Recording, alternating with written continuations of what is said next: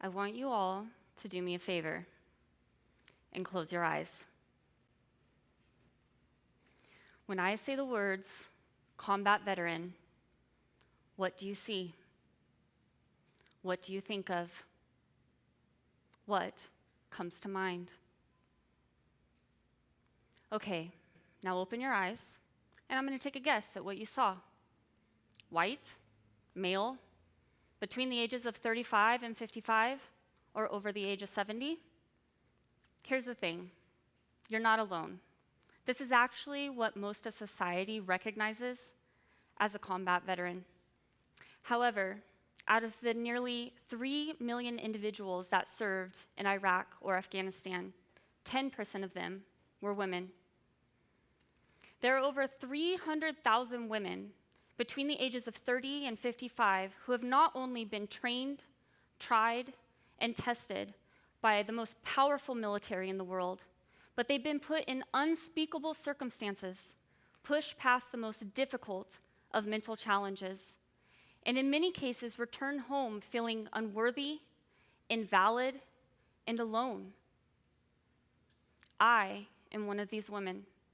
I am a combat veteran. 21 years ago, I shipped off to a foreign land to defend American freedoms I had not yet fully understood. And at 19, I was already armed with invaluable skills that I wouldn't know how to tap into until over a decade later. The military does an exceptional job at breaking us down and building us back up to be the person that they need us to be.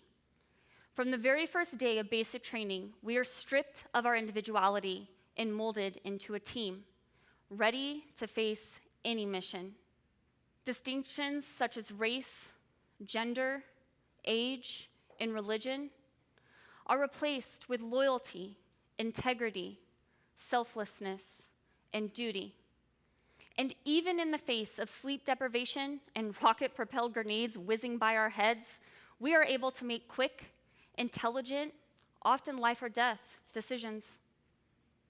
Following my deployment to Iraq in 2003, at just 20 years old, I was more disciplined than most 30-year-old civilians.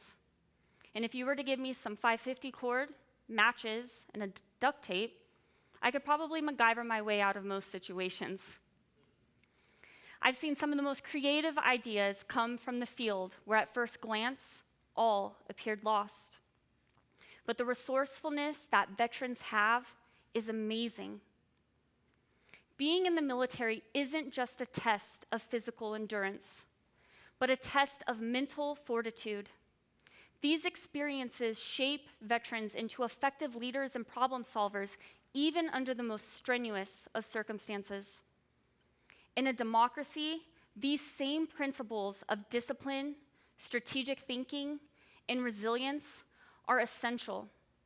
And just as we are trained to uphold the values and security of our nation, so too are we prepared to contribute to the civic life of our communities. Unfortunately, the system has gaps in providing the comprehensive support needed for a successful transition from military to civilian life. Emotional and psychological challenges are prevalent, and many veterans, including myself, have struggled to find our footing in a nation that doesn't fully understand us or know how best to utilize us. For women combat veterans, this transition comes with its own set of unique challenges. We are expected to enter society and find fulfillment as professionals, wives, and mothers, but are left feeling broken, frustrated, and confused. In 2023, there were just under 4,000 homeless female veterans, a 24% increase from the year before. In 2021, there were approximately 350 deaths by suicide among female veterans, which is 166% higher than non-veteran adult women.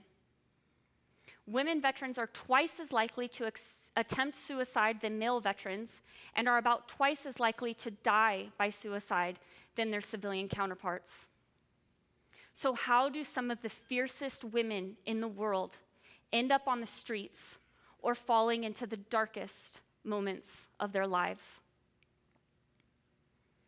There are 3 prominent contributing factors: unresolved trauma, military sexual assault, and intimate partner violence.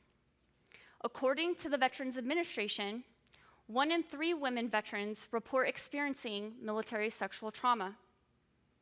Now, my anecdotal accounts are much higher, as I have spent the last year interviewing female combat veterans for the Not So Average Jane podcast, and I've had countless informal conversations with women veterans through my outreach work. Out of all of the female veterans that I have spoken to, about 90% of them have shared with me that they have been either sexually discriminated, harassed, or assaulted. Yet we expect these women to easily and positively contribute to our communities without providing crucial support for their military-related sexual traumas. We need your help. Without it, these gaps have a detrimental effect and cost to our democracy. The skills and resilience of all military veterans, male and female, are often misinterpreted and underutilized in civilian society. These are some of the skills that are listed under my Army job role as a military police officer. Having basic warrior skills on my resume in Big Corp doesn't accurately describe the type of employee that I might be. However, when we coach our veterans to understand how this skill can be translated into proficient in security management and risk protocols, we are influencing a positive and more sustainable transition. I vividly recall my own struggle after transitioning into corporate America. Despite my extensive training and experience, I found myself feeling lost and undervalued. The lack of support was a stark contrast to the military community that I had been a part of for years. I met with a mentor who also happened to be a Vietnam veteran, and he empathized my frustrations. And with some coaching, I found myself translating Army values and skills into common civilian terms, realizing that not only did I possess all of the tools to be successful, but I was more capable than most of my peers and was a handful of years out of college and had a couple side jobs under their belt. In a thriving democracy, it is crucial that we ensure every citizen, especially those who have served, is supported and empowered to contribute to the collective well-being. When veterans struggle, our communities lose out on the unique perspectives and expertise that they offer.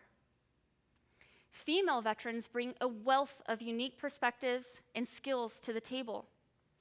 Our experiences in the military have shaped us into adaptable and strategic thinkers. Embracing these qualities can empower us to make significant contributions to society. Through my podcast, I've had the honor of projecting female combat veterans' stories and sharing their voices while amplifying their experiences of incredible struggle, resilience, and recovery. Allow me to introduce you to Chantilly. Chantilly served 17 years in the Army, including deployments to Afghanistan and Iraq. When transitioning back into civilian life, she faced tremendous challenges. Chantilly struggled with PTSD, overcoming the psychological scars of combat and military sexual trauma. She found it difficult to adapt to a civilian career. Despite her skills and experiences, she felt unsupported and isolated. However, Chantilly's resilience and determination led her to employ holistic approaches like meditation, journaling, and mindfulness to manage her PTSD. She made significant lifestyle changes, cultivated gratitude, and embraced self-awareness. These strategies, combined with her unwavering resolve, inspired her to found a nonprofit organization dedicated to helping women who are survivors of sexual abuse and domestic violence. Some of you may have heard the African proverb, if you educate a man, you educate an individual. But if you educate a woman, you educate a nation. Now let's flip this and turn it into something with female veterans. When you heal a female veteran, you can heal a nation. Because when democracy truly works, it values and integrates the strengths of all of its members. Chantilly's story is a testament to how empowering female veterans can lead to broader social benefits, enriching our democratic fabric. Imagine a society that truly supports and embraces its veterans. A society where comprehensive transition programs are the norm, and a variety of mental health support is readily available. Organizations and communities play a crucial role in this vision. If you're a business owner, educate yourself and your organization on how to better integrate a veteran into your line of work. There are programs that partner with employers to create a workspace culture that welcomes veterans and empowers them to thrive. Take advantage of them. And when you meet a veteran, of course, thanking them for their service comes natural. But I find most civilians don't know what to say beyond that. They seem uncomfortable or unsure what to ask. Ask them what their story is. This way, it's completely up to them what they choose to share. Getting to know them will allow you to understand their sacrifices and celebrate their victories. Part of honoring veterans is allowing space for their struggle. There is no way to experience active duty, let alone combat, without some measure of trauma. By recognizing and commemorating the contributions of veterans, we can create an environment that nurtures growth and amplifies our voices. This inclusive culture not only benefits veterans, but it enriches our society as a whole. A democracy thrives on the active participation of its citizens. Veterans, with their resourcefulness, leadership, and resilience, are uniquely positioned to contribute to civic life, volunteerism, and community building. By supporting them, by supporting us, we strengthen the very foundations of our democratic society. I urge you to recognize the unique values that veterans bring and support initiatives that empower us to thrive. This is not just about helping veterans. It's about building a stronger, more inclusive community. Personally, I am committed to this cause. I will continue to advocate for my sisters in arms by providing a haven for them to share their stories and explore new avenues of healing through the Not So Average Jane mission. Addressing the needs of our veterans allows us to work towards creating a culture that celebrates our contributions and sustains our success. Female veterans possess unique skills and perspectives shaped by their military experiences. The transition to civilian life is fraught with challenges, but they can be better mitigated with better support systems. By accepting and celebrating the resilience of female veterans, we can foster a more inclusive and empowered society.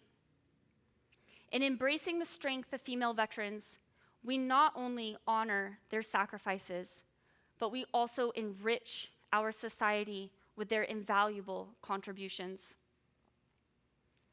Let's continue to rise, persevere, and make a difference together. Thank you.